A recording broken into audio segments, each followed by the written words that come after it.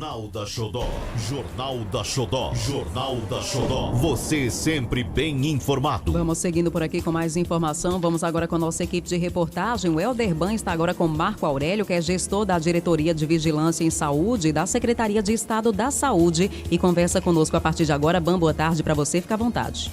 Boa tarde, Mário. Boa tarde, Eduardo Carvalho. Boa tarde, amigo ouvinte da Rede Xodó de Comunicação, e a você que acompanha a gente aí no nosso canal no YouTube, @Rede Xodó FM. Justamente, Mário, estou com o Marco Aurélio, doutor Marco Aurélio, da Vigilância em Saúde do Estado de Sergipe, para a gente tratar de alguns assuntos. Primeiro, com relação às vacinas. Doutor, muita gente perguntou com relação à questão das vacinas, a falta de vacina para a segunda dose aqui no Estado de Sergipe. Como é que está a situação de agora? Boa tarde.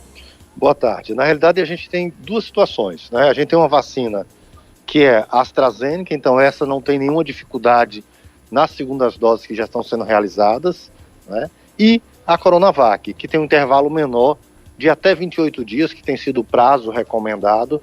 Essa vacina, ela teve uma demora na... É um intervalo de uma dose para outra, que segundo alguns técnicos da área, estavam preocupados por conta de se passar muito tempo, pode haver então uma preocupação maior com relação a esses idosos que estão aguardando essa segunda dose.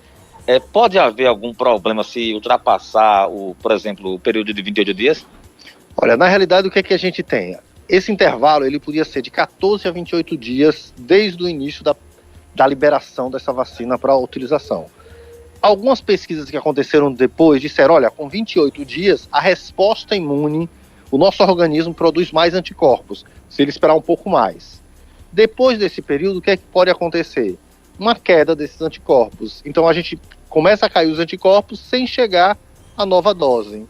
Então é muito a segunda dose, para que a gente tenha garantia de uma eficiência como é prometido pelo fabricante, né, acima, que evite as mortes, que evite os casos graves e que diminua o risco de infecção pouco mais de 50%, 55% dos casos. Então é muito importante a segunda dose, mas atrasá-la muito só vai demorar mais a gente ficar imune.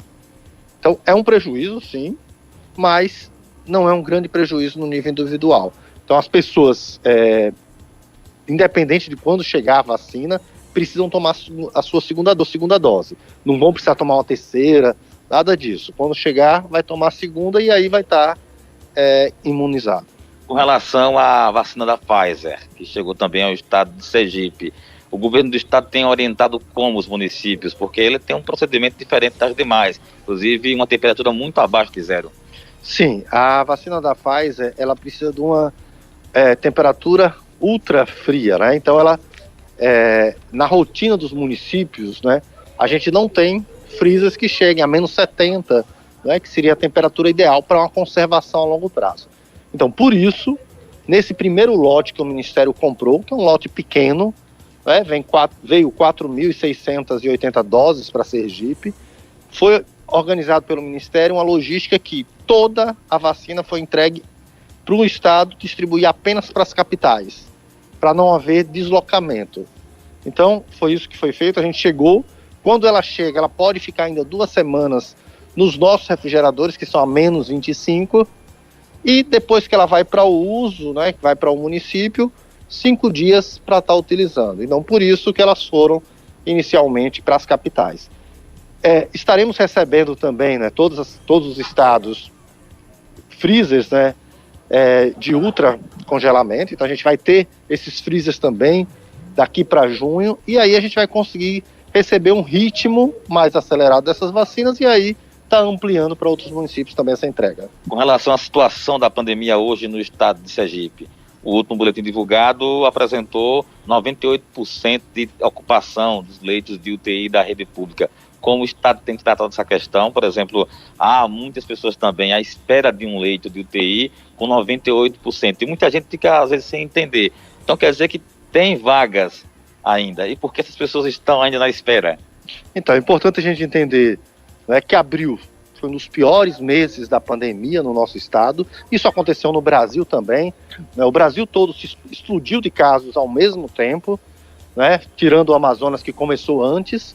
Então a gente teve o pior cenário naquele momento. Ainda estamos vivendo isso, não é que são cerca de 26, 27, 28 óbitos por dia, quer dizer, é mais de um óbito por hora que acontece devido à Covid, e além disso, a ocupação hospitalar, que há mais de um mês na rede privada já está a 100%, na rede pública, né, nesse último mês também a gente tem enfrentado esse aumento acima de 80%, nas últimas semanas aumentando mais, nessa última semana com vários dias acima de 95%, e o que significa 95%? Quer dizer que tem uma quantidade de leitos? Tem, mas são leitos que estão em movimento, são leitos que ainda não estão ocupados, mas alguém já saiu de uma UPA pela regulação e vai ocupar esse leito.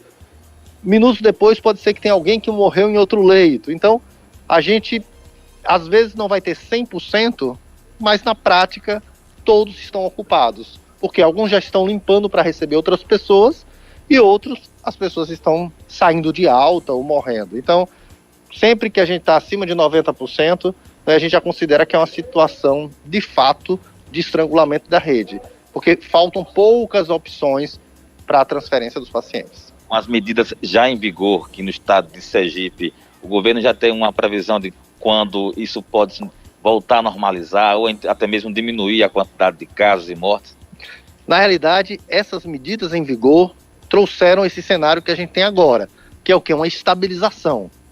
Então, é um pé no freio para que a gente não aumente, porque as perspectivas, né, as previsões, era de uma explosão bem maior, era para a gente ter 5 vezes mais óbitos por dia do que o que a gente está tendo.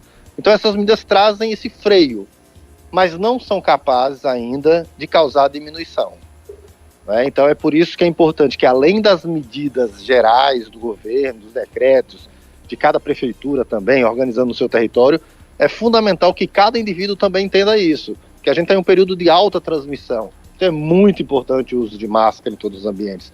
É muito importante a gente entender que a doença se passa pelo contato com as pessoas. Então, manter a distância física é fundamental.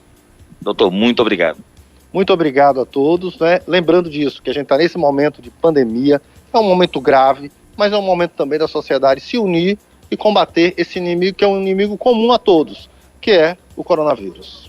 Muito bem, Maria Rodrigues e Eduardo Carvalho, segue com vocês, eu volto em instantes. Falou o Helder Ban para a Rede Xodó de Comunicação.